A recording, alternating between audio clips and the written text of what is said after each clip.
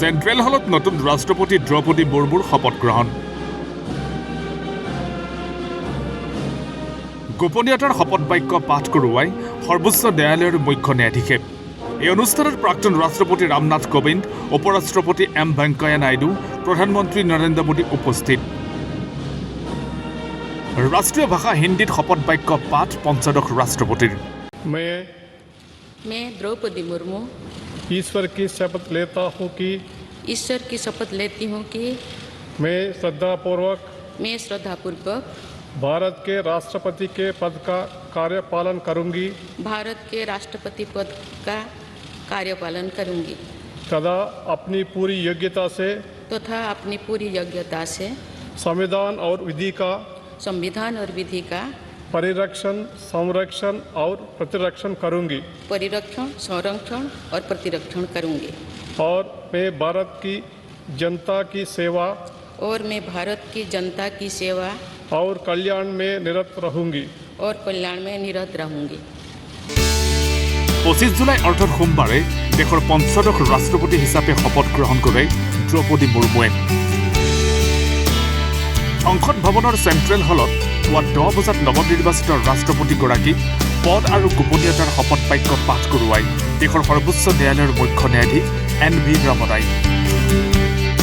এই গাম্ভীৰ্যপূৰ্ণ অনুষ্ঠানত উপস্থিত থাকে প্ৰাক্তন ৰাষ্ট্ৰপতি ৰামনাথ কোবিন্দ, উপৰাষ্ট্ৰপতি এম ভেংকায়া নাইডু, প্ৰধানমন্ত্ৰী নৰেন্দ্ৰ মোদী, লোকসভাৰ অধ্যক্ষ ওম বিৰলা, মন্ত্ৰী পৰিষদৰ সদস্য, কংগ্ৰেছৰ অধ্যক্ষা ছোনিয়া গান্ধীৰ উপৰিও দেশৰ ৰাজ্যপাল, মুখ্যমন্ত্ৰী, সাংসদসকল। দ্ৰৌপদী মুৰ্মু দেশৰ সকলোতকৈ কম বয়সৰ ৰাষ্ট্ৰপতি। সমান্তৰালভাৱে দ্বিতীয়গৰাকী মহিলা ৰাষ্ট্ৰপতি হোৱা দ্ৰৌপদী মুৰ্মু প্ৰথমগৰাকী জনজাতীয় তথা আদিবাসী মহিলা ৰাষ্ট্ৰপতি।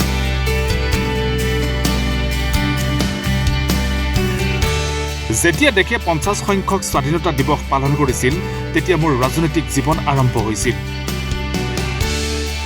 আৰু আজিৰ পৰা কেইদিনমানৰ পিছতে আজাদীৰ ৭৫ বছৰ পালন কৰিব।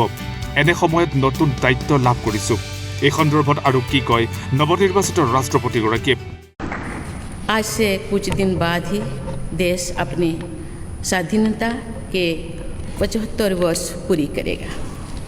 ये भी एक संयोग है कि जब देश अपनी आज़ादी के 50वें वर्ष का पर्व मना रहा था तभी मेरे राजनीतिक जीवन की शुरुआत हुई थी और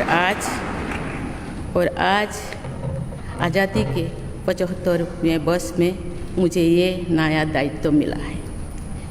इस ऐतिहासिक समय में जब भारत अगले 25 वर्षों के विजन को हासिल करने के लिए पूरी ऊर्जा से जुटा हुआ है, मुझे ये जिम्मेदारी मिलना मेरा बहुत बड़ा सौभाग्य है। ভাৰতৰ সৰ্বোচ্চ সাংবিধানিক পদৰ বাবে নিৰ্বাচিত কৰা সকলো সাংসদ আৰু বিধানসভাৰ সদস্যক অশেষ ধন্যবাদ জ্ঞাপন কৰে দ্ৰৌপদী মুৰ্মুৱে। भारत के सर्वोच्च संवैधानिक पद पर निर्वाचित करने के लिए मैं सभी सांसदों और सभी विधानसभा सदस्यों का हार्दिक आभार व्यक्त करती हूँ। উল্লেখযোগ্য যে চাওতাল জনজাতিৰ পৰম্পৰাগত শাৰী পিন্ধি নতুন ৰাষ্ট্ৰপতি হিচাপে শপত লয় দ্ৰৌপদী মুৰ্মুৱে। এই শপত গ্ৰহণ অনুষ্ঠানৰ পিছতেই ৰাষ্ট্ৰপতি ভৱনত উপস্থিত হোৱা দ্ৰৌপদী মুৰ্মুক প্ৰাক্তন ৰাষ্ট্ৰপতি ৰামনাথ কোবিন্দে ফুলৰ থোপাৰে স্বাগতম জনায়। ইয়াৰ পিছতে দ্ৰৌপদী মুৰ্মুক এখন সংক্ষিপ্ত বৈঠকৰ বাবে অধ্যয়ন কক্ষলৈ লৈ যায় ৰামনাথ কোবিন্দে। ইয়াৰ উপৰিও ৰাষ্ট্ৰপতি ভৱনত গাৰ্ড অৱ অনাৰ প্ৰদান কৰে দ্ৰৌপদী মুৰ্মুক। আনপিনে শপত গ্ৰহণ সমাৰোহৰ পূৰ্বেই দিল্লীৰ ৰাজঘাটত উপস্থিত হৈ মহাত্মা গান্ধীৰ সমাধিত পুষ্পাঞ্জলিও অৰ্পণ কৰে দ্ৰৌপদী মুৰ্মুৱে। গুৰুত্বপূৰ্ণ বিষয়টো হৈছে 25 জুলাইত শপত গ্ৰহণ কৰা দ্ৰৌপদী মুৰ্মু দেশৰ 10মগৰাকী ৰাষ্ট্ৰপতি।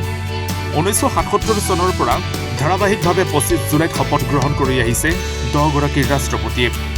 আনহাতে শপত গ্ৰহণ সমাৰোহত অসমৰ ৰাজ্যপাল জগদীশ মুখী, মুখ্যমন্ত্ৰী ডক্টৰ হিমন্ত বিশ্ব শৰ্মা, প্ৰাক্তন মুখ্যমন্ত্ৰী তথা বৰ্তমানৰ কেন্দ্ৰীয় মন্ত্ৰী সৰ্বানন্দ সোণোৱালৰ উপৰিও আন সাংসদসকল উপস্থিত থাকে। উল্লেখযোগ্য যে বিৰোধী প্ৰাৰ্থী যশৱন্ত সিনহাক পৰাস্ত কৰি NDAৰ প্ৰাৰ্থী দ্ৰৌপদী মুৰ্মু নতুন ৰাষ্ট্ৰপতি হিচাপে নিৰ্বাচিত হৈছে। নিউজ ডেস্ক ৰিপৰ্ট, ইছান নিউজ।